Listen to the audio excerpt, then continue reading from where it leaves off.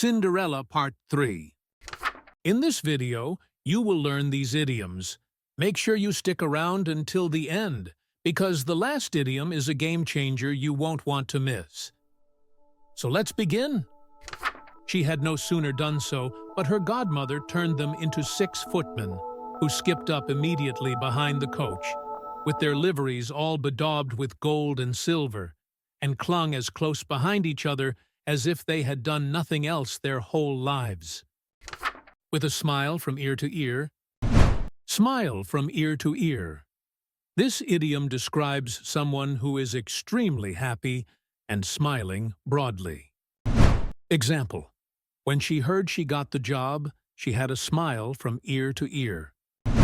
With a smile from ear to ear, the fairy then said to Cinderella, "Well, you see here an equipage fit to go to the ball with. Are you not pleased with it?" In the twinkling of an eye, this idiom means something happened very quickly, or almost instantly. Example: the magician made the coin disappear in the twinkling of an eye. In the twinkling of an eye, her godmother only just touched her with her wand, and, at the same instant, her clothes were turned into cloth of gold and silver, all beset with jewels. This done, she gave her a pair of glass slippers, the prettiest in the whole world. Being thus decked out, she got up into her coach. But her godmother, above all things, commanded her not to stay till after midnight, telling her, at the same time, that if she stayed one moment longer, the coach would be a pumpkin again, her horses mice, her coachman a rat, her footmen lizards, and her clothes become just as they were before.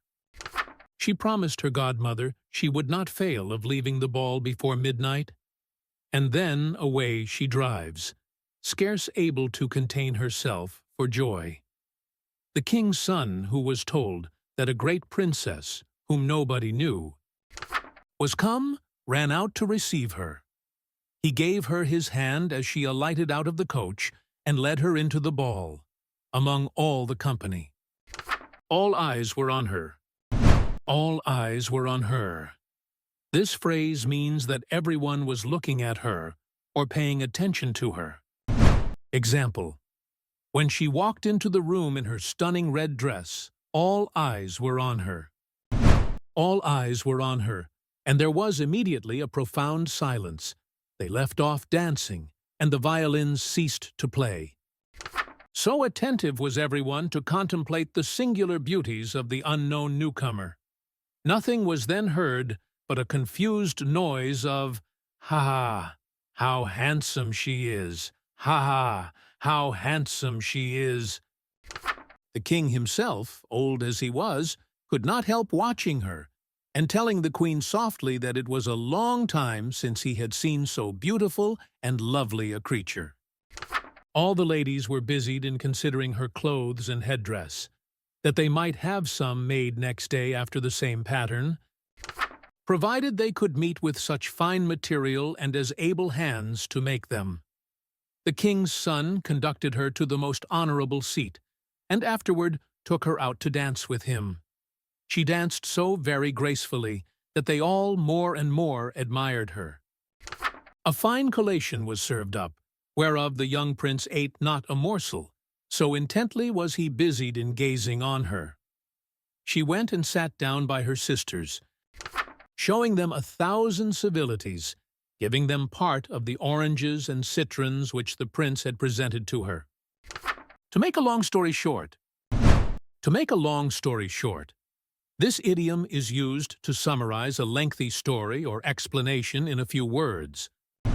Example: to make a long story short, we missed our flight, but managed to catch another one and still made it to the wedding on time.